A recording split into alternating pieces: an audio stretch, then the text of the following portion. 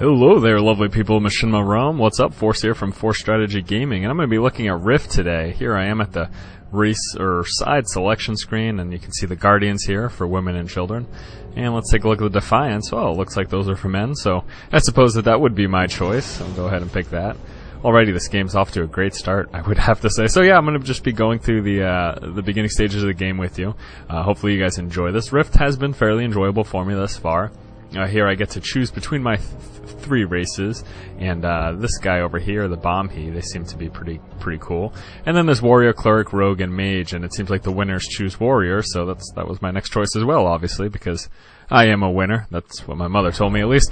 And starting things out. So, yeah, little noob tips here. Please do not show me this again. I am not a noob, even though I haven't played this game before. So let me go into a little detail here. I got in the Rift beta not too long ago, and I've been enjoying it. Pretty fun, and I did want to provide some other content for Realm, because I do play multiple games. You know, I don't just play StarCraft. As I'm mentioned like 14 times in my past few videos, also covering Diablo 3 stuff, and once that game comes out, definitely going to be heavily focused on that as well as StarCraft. But I just wanted to cover some of these other games for you. So I am a warrior, and my race skill there is that leap that you saw. That's pretty cool. And then here in this screen, you get to pick kind of your specialization as a warrior. I actually really like this. They balance it in between different archetypes. You can be either an anti-caster, you can be an anti-melee, just a really defensive, burly, heavy warrior. There's the two-handed warrior. That's the one that I chose. That was the champion.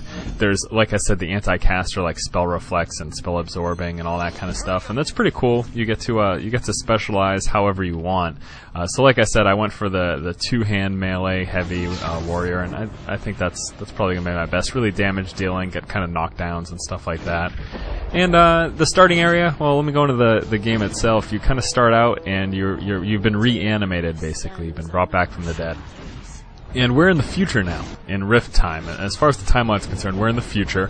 And what's going to happen is I'm going to go through this kind of end of days scenario, do all these quests, defeat these bosses. It's a small little, I think it took about an hour or so, not too long.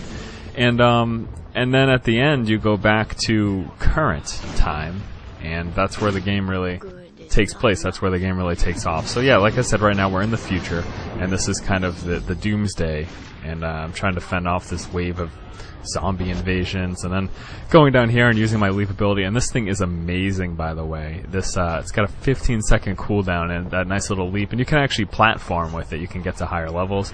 Nice little scenic view there as well. Definitely really enjoyed this build. The only thing, of course, is it can't be used in combat. You saw there my charge. Taking a look in the upper left, you're going to see whenever I'm in combat, there's these little swords that pop up, kind of like a combo system. So I've got abilities that acquire combo points, and then I've got stronger abilities that use up combo points. So I do 2 or 3 slashes, and then I use my ability that uses up the combo points, and that's usually a heavy hitter. That's basically the idea, the concept behind it. So basic stuff, you know, just doing these quests. I kind of tried to skip a lot of the really boring, mind-numbing stuff. It's all the same thing, you know. You kill this guy, you run into this cave, you defend the maiden in distress, all this really basic stuff, the basic beginner stuff. Just kind of a tutorial part for the game, but I like I said, I enjoyed it. And I'm sure many of you are going to notice that this game looks very familiar. I kind of thought the same thing coming into it. I said, I think I've played this before, and in fact it is familiar, because this is identical to, again, I'm sure you all know this game. It's Hello Kitty Island Adventure. This is pretty much the exact same. This is it's a rip-off, they've been calling it. They said, man, this is a straight-up rip-off of Hello Kitty, and I feel that sentiment. It's definitely. And a little boss here I had to defeat. Just you know, I don't know what his deal is. I didn't really follow the storyline. I think maybe that's one of my big problems with games, is that I'm not really interested in the story. In fact, my main focus in games, period, is the PvP aspect. So looking forward to bringing you some of the PvP. This is going to be, this specific video, I'm just going to be going through the entire beginning part, so just showing you that, doing these quests here, get to train my skills, my warrior trainer. And I'm going to burn through all these beginning parts, and then the next video, I'm gonna try to do this in a series. I'm not sure how many videos I'll come out with, but I'm gonna go basically kind of from stage to stage. So this is gonna be the beginning part. I think I get to like level 6 or 7. Here's some witch lady that I had to defeat. I think I showed this whole fight as well, just because I don't know, I guess it was kind of cool. I brought it down to 50%, and then she goes like immune or something and summons some stupid zombies. And yeah, not a lot of skills in the early stages of the game, so obviously, unfortunately, not too exciting, because I'm kind of doing the basic stuff. I've got the same 2 or 3 attacks. Oh, at this point, I had gotten an attack that increased the damage of my other attacks, so what I would do is I'd open with a charge, which would give me 1 point, and then I would use that attack, and then I would use my finishing move, and that kind of worked out so that I was 3-shotting everything, nice and easy there. So, crazy boss lady has been defeated. And then I move on, and then getting to the last stage. There were, how many quests? I want to say about 15 to 20 quests here in this beginning area. Here I get to fight my doppelganger, so that's pretty cool. And right here, this is really awesome. So remember at the beginning of the video how I mentioned that you can pick your archetype. Like, I went for the 2-handed warrior. Well, you get to pick sub-archetypes as well, and you get to pick 2 of them. So if you want to be a 2-handed warrior, and then you also want to specialize as, there was that like Void Warrior or whatever it's called, I don't really remember, which is like the anti-caster and a paladin, and you can be specialized in these 3 different areas. In fact, at the end of the video, I'm going to go back into the game and I'm going to show you the specialized tree as well, so you can get an idea of how the skills work, because I think that's a really neat aspect of Rift as well.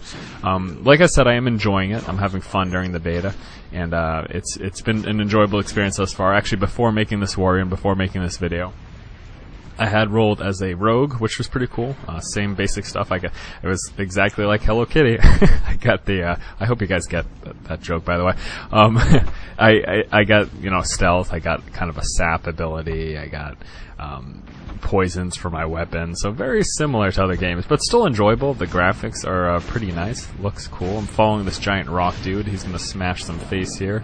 And then there's a little hunter that's been following me around because apparently he can't do anything himself. And I try to help out the rock dude in combat here, but the hunter just kind of, I don't know, doesn't feel like doing anything. So I'm going to charge that guy, take him out real quick. So what was I saying? Yeah, you get to specialize in you get 3 total choices, and you can go into depth in whatever tree you want. So you can basically be like a paladin, a Mortal Strike warrior, and a rogue at the same time, kind of thing. You can kind of mix it up, and that's pretty neat. That's something I really enjoyed. And then lastly, we end up this future scenario that you start the game with in one of the rifts. And rifts are something that take place, I mean, the game is called Rift. It's something that takes place consistently throughout the game. And basically these portals just open up, and there's a small little invasion, and you have to complete the invasion. They're in several stages. I believe there's 4 stages for each rift. And yeah, when you do in the actual game, you don't get it in this particular, because this is kind of an event and a scenario that wraps up this whole future doomsday thing that I was mentioning. So I'll just show this in its entirety. But in the actual game, after this beginning stage, whenever you complete a rift, you get a prize, you get experience, and you get some gear as well. You get loot. So that's pretty cool. It seems like participating in these rifts, it's a big group effort, and like I said, it's segmented into stages, and you get rewarded for it. Now, whether or not it's worth the reward, the time investment, I have no idea of knowing that, so there's really no way. I haven't spent that much time with it, but I will let you know in future videos if I deem it worthy, as opposed to straight up grinding quests, because that might be worth the experience. And you can see right there, the first stage is complete, and moving on to stage number 2.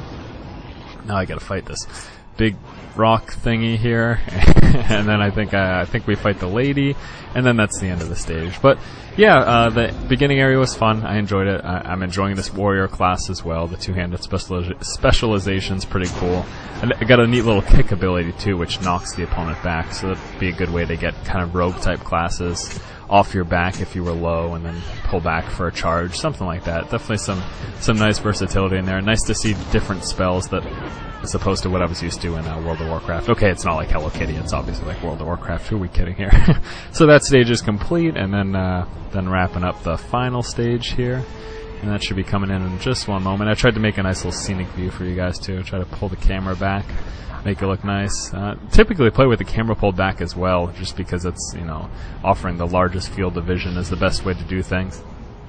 cinematically it doesn't always look the best, so if I make future videos I might pull the camera forward for that particular reason, because obviously you guys want to see the detail here. And like I said, nice looking game. And here you can see the portal opens up, and then it's time to walk through the portal. We don't get to fight that dragon today, unfortunately. Maybe at another date. Alright, so I popped through the portal. Some really, really lame storyline. Like I said, I didn't follow the storyline. Here's this thing basically describes it is the end of days, and the bad guys win, are victorious, and we get overrun by these dogs with wings and horns, and those are friggin' ugly looking bastards, huh? And so then they say that unless you change the course of history, this is how things will end, blah blah blah. So you go through a time machine, you go back to quote current time from your starting out in the future, and you have to make sure you raid all the bosses and spend countless hours of your life in this game, or otherwise the end of the world is going to happen. And that kind of guilt is a good motivating factor for keeping people playing.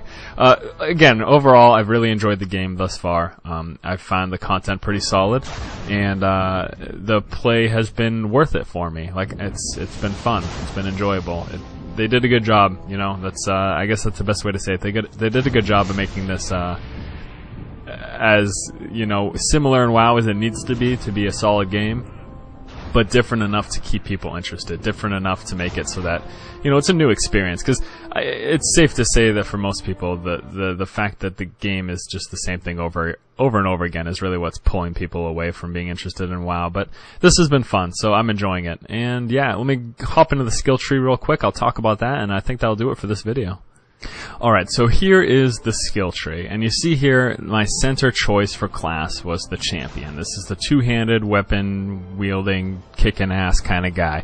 And then for the additional kind of archetypes that I chose was the Void Knight, which is kind of the anti-caster, spell-reflecting kind of deal. And then here's the Rift Blade, and this is basically enchants your weapon with solid spells or some shit. But champion is my main, and this is the one I'm going to be focusing most of my talent points here. You can see I've got 2 remaining talent points right now. It's because I can't spend any more at this moment in my main tree. It's forcing me to specialize in the secondary trees. Otherwise I would just go straight up champion. I want to go all the way to the top to get my Titan Strike, which is just a massive ball kicking 5-second stun ability, but I have to specialize, unfortunately. So but the point is, this is how the system basically works. You can branch out however you want. You can see here, I've vested most of my points into champion. I got some additional damage, and things like that. I got this additional ability which knocks people back. But if I wanted to start investing in the Void Knight, what that would do is unlock these additional skills. Essentially, the more points that you invest in the tree, you get skills unlocked under that specific archetype. So the more points I invest in champion, once I've invested, you can see I've invested 6 points so far. Once I've invested 8 points in champion, I'm going to get the Mark of Inevitability, which marks enemy loses 160 points of armor, lasts 1 minute, blah, blah, blah, blah. And then the more I invest, the further down the skill tree I go. I get more and more skills under that specialization, under that archetype.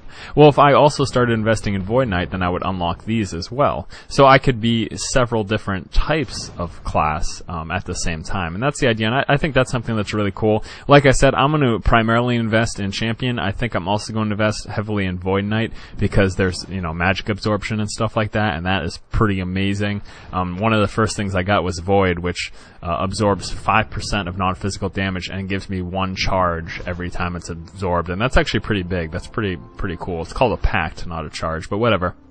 So this is how the skill trees work. Hopefully that makes sense to you guys. And yeah, I think that about does it for this video. So once again, this has been Force from Force Strategy Gaming. If you enjoy my content, you can check out my StarCraft 2 channel and my Diablo 3 channel. Links are in the video description below. And as always, guys, keep watching, keep owning.